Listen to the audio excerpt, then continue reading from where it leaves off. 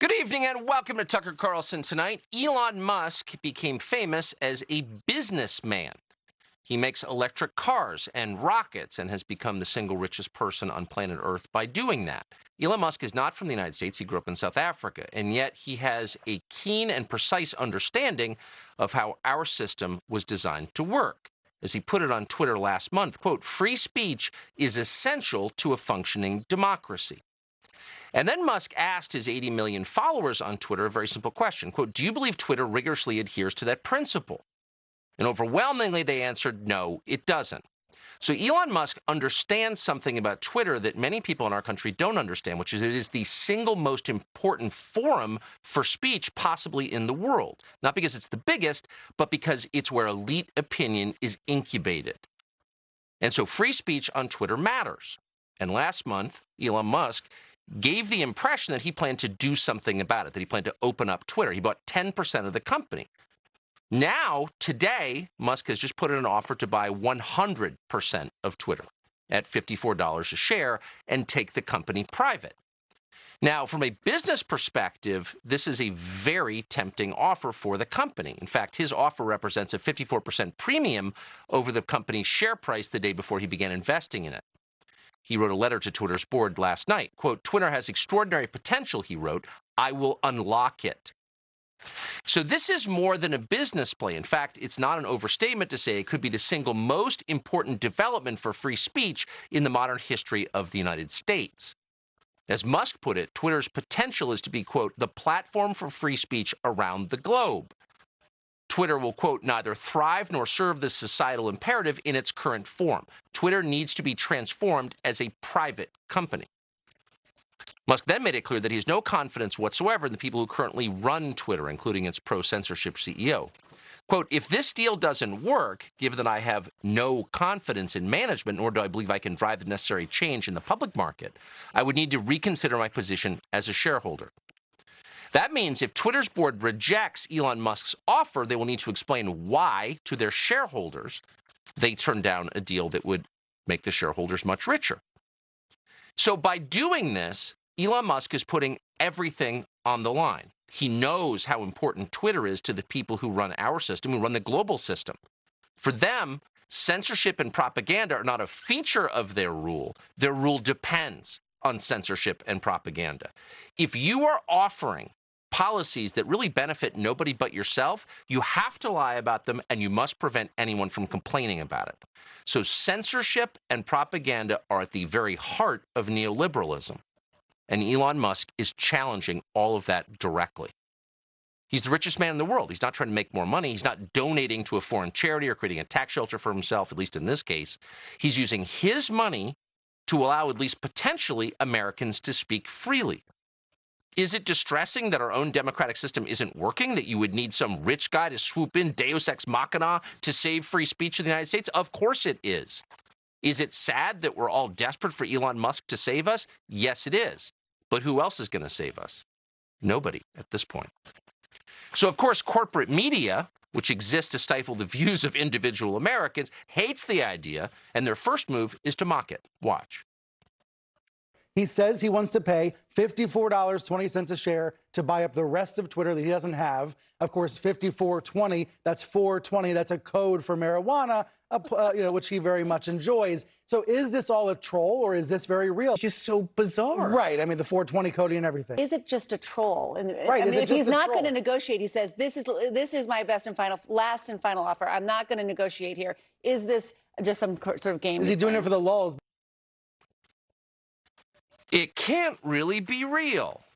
Well, think it through for a second. By challenging the monopoly on speech, not just in the United States, but globally, on Twitter, on this central platform for ideas, Elon Musk is risking everything that he has. His many businesses intersect with governments around the world. They're not for this. They could crush him for even suggesting it. So he's all in. He has to be all in, even to say something like this. At Twitter, they know he's all in, and that's why they're so upset about it. According to a Bloomberg reporter, even before Musk's offer today of a hostile takeover, quote, "the vibe among workers at Twitter is, quote, super stressed, with employees, quote, working together to help each other get through the week." That's how threatening this is. And you have to ask yourself, what kind of company is Twitter? The company's stock just jumped 30%. That happened when Elon Musk first bought in. So obviously, this is not a company that exists to make money. This is a company that exists to censor speech. That's its whole purpose. The Biden administration certainly understands this, and they've already made a move to intimidate Musk into backing off. Fox Business's Charlie Gasparino is reporting tonight that, quote, as Elon Musk offers to buy the rest of Twitter, a legal source tells Fox Business that the SEC and the DOJ have launched what he described as a joint investigation into a myriad of Musk regulatory issues, primarily involving Tesla. In other words, threaten to allow people to speak freely and we'll crush your businesses. That's third world behavior. At the Washington Post, owned by also one of the richest people in the world, Max Boot very much supports stopping Elon Musk. In fact, Elon Musk, he tells us, must be silenced in the name of democracy. Quote, I am frightened by the impact on society and politics if Elon Musk acquires Twitter. He seems to believe that on social media, anything goes. For democracy to survive, we need more content moderation, not less. Really? So for democracy to survive, the citizens in the democracy need to talk less, need to express their opinions more guardedly, need to shut up? What kind of democracy are we talking about? It's not democracy as the Athenians or the founders of this country understood it. Democracy is a euphemism for letting our mafia run your country for our benefit. A journalism professor called Jeff Jarvis explained today on Twitter that tyranny is when the regime can't censor its own citizens. Quote, today on Twitter feels like the last evening in a Berlin nightclub at the twilight of the Weimar Germany. In other words, you're a Nazi if you're for speaking freely on Twitter. CNBC host Joe Kernan understands exactly what's going on. If Twitter is opened up, that means people who are paid to censor the public on Twitter will lose their ability. They'll lose their guardianship of free speech. Watch this. Who's that ADL guy, Andrew? This is his worst nightmare, I think. Jonathan Greenblatt. Yep. It's going to be. Jonathan Greenblatt. I mean, if he owns the whole place, it's going to be like, go for it.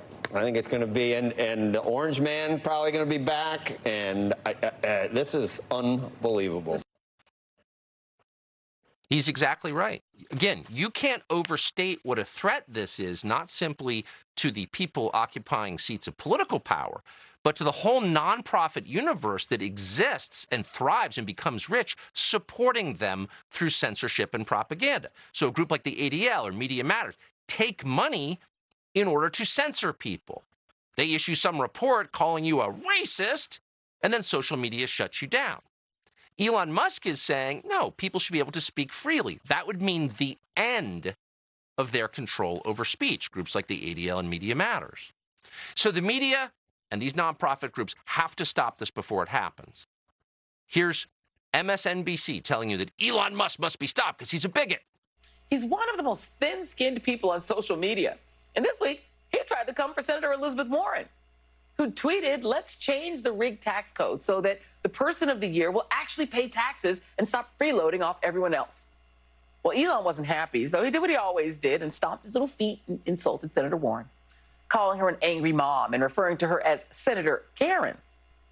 So for so many reasons, being a freeloader and a selfish and disrespectful one, and for misappropriating black vernacular for misogynistic purposes, Elon Musk is the absolute worst.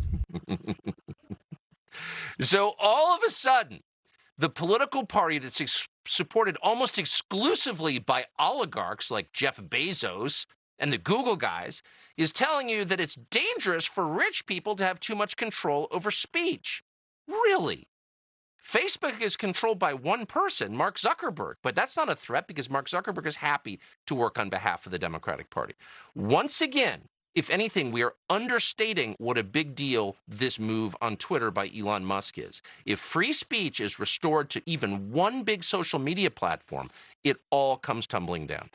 Subscribe to the Fox News YouTube channel to catch our nightly opens, stories that are changing the world and changing your life.